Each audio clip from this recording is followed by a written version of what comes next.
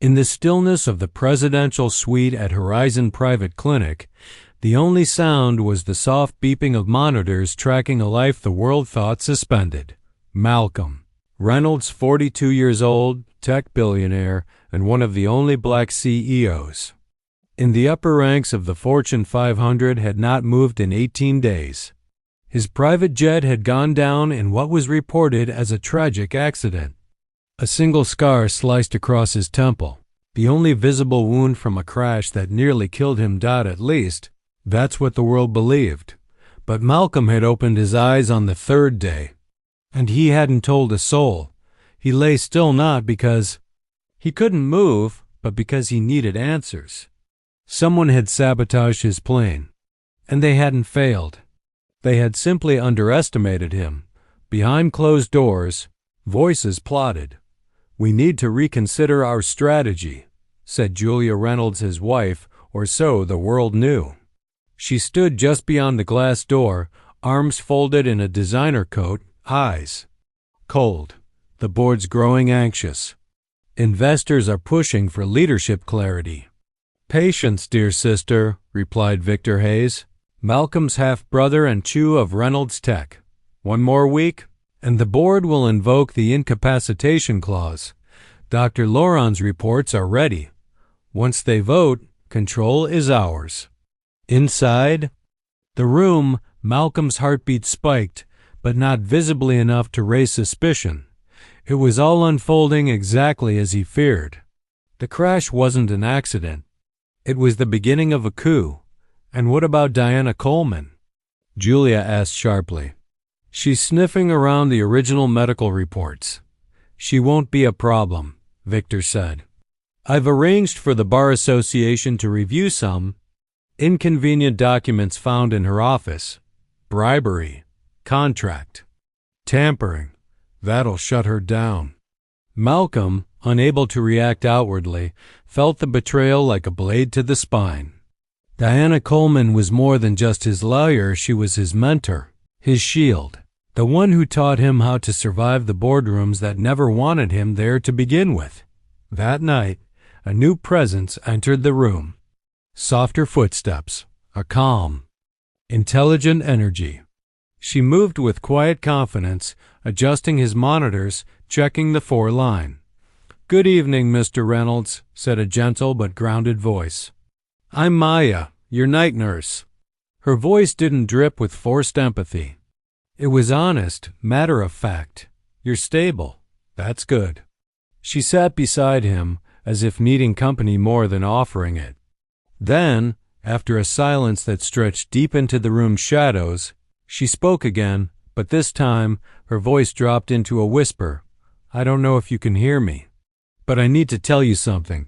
I shouldn't be here." Malcolm listened. "Every word. I replaced your previous nurse. She resigned suddenly, or so I was told. But I've reviewed your sedation records. The dosage levels are far above what's acceptable for your condition. Reflex reports were altered. I'm not just a nurse, Mr. Reynolds. I specialize in forensic neurology. And someone is deliberately keeping you unconscious." His chest didn't rise. His fingers didn't twitch. But inside, fire ignited. "I don't know why," Maya continued, "or who's behind it. But I'll find out. And I'll help you wake up even if it costs me everything." She gently adjusted his 4. "I've already begun reducing the sedation. Slowly, carefully. Within days, you'll be able to respond." The door opened suddenly. Dr. Laurent entered. "Vitals check?" "All good, doctor," Maya said, her voice neutral, professional, just monitoring. As the door clicked shut again, Malcolm knew one thing for sure. He had found his first ally, and soon. His war would begin. Over the next few nights, a silent code was established. Maya asked a question. "Can you hear me?" A twitch. One finger. Once. Yes. She gasped, but didn't panic. "Then let's begin." They built a system, blinks and finger taps, a crude alphabet spelled out letter by letter. It was slow, painstaking. But Malcolm had built billion-dollar software in basements. This was nothing. The first word he spelled, sabotage. Then Julia, Victor, then Aurora. Project Aurora, a revolutionary energy solution designed to bring low-cost power to underserved communities. A project Malcolm kept secret, even from the board, fearing it was too radical for corporate appetites. Maya's eyes widened as she realized the implications. This would gut fossil fuel interests. You've made enemies far beyond this. Building. Victor and Julia continued their charade. Victor visited frequently, pretending concern. Julia rarely appeared, but when she did, her eyes skimmed the valuables, never once settling on the man she claimed to love. One evening, Maya entered with urgency in her steps. I've contacted someone at Diana's firm. She's being framed. Bar complaints, fabricated files. But I warned her anonymously she's pushing back. Malcolm blinked his silent sign of hope. That night, Maya brought in a visitor, a sharp-eyed woman with a briefcase and a quiet authority. Dr. Chun, she said, Maya told me everything. After an hour of silent, covert examination, she whispered, You're not only conscious, you're strong enough to begin recovery. But we'll need irrefutable proof, evidence. Together, they formed a plan. The following week, Victor entered the Reynolds Tech boardroom with smug satisfaction. Ladies and gentlemen, he announced, distributing Dr. Laurent's final report. It is with great regret that I confirm Malcolm's condition is irreversible. For the good of this company, I propose invoking the incapacitation clause to assume temporary leadership. Julia sat beside him in black, her sorrow as fabricated as the document she helped create. But board member Elizabeth Okafor, Malcolm's longtime friend, looked skeptical. Dr. Laurent isn't here to explain. An emergency, Victor. Lead. Convenient. Elizabeth murmured. The vote was about to proceed.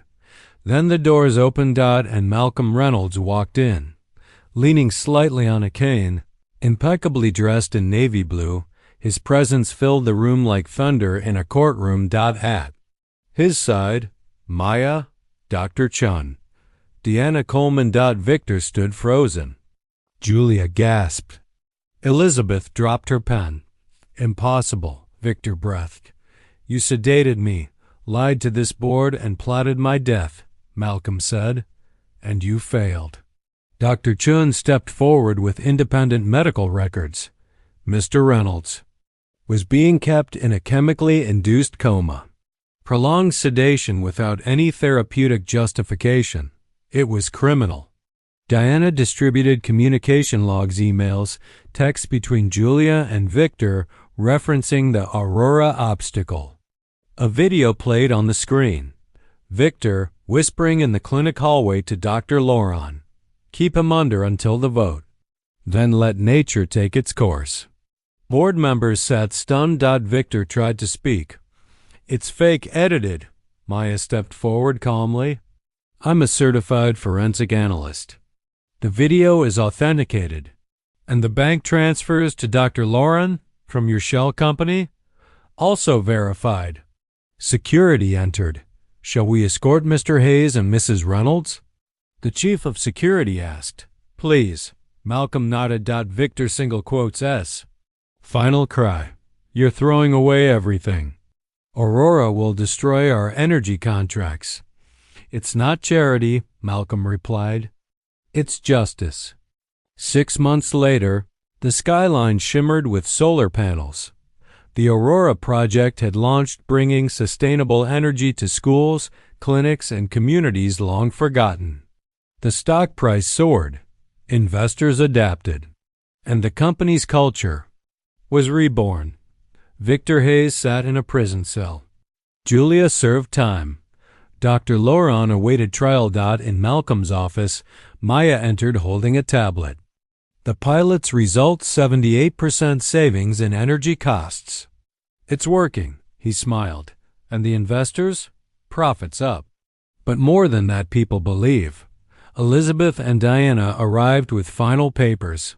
The Reynolds Ellis Foundation is now active, Elizabeth said. Hospitals, clinics reforms begin next quarter. Maya blinked in surprise at the foundation's name. You saved my life, Malcolm said. Your name belongs there.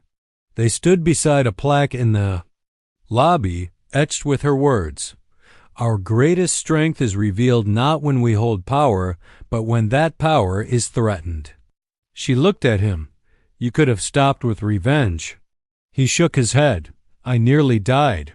And I came back knowing that real legacy isn't built on survival, it's built on purpose. As they walked through the innovation lab, filled with young minds from places like Malcolm once came from, she whispered, who would have thought? A nurse and a comatose billionaire. He took her hand. We're just getting started.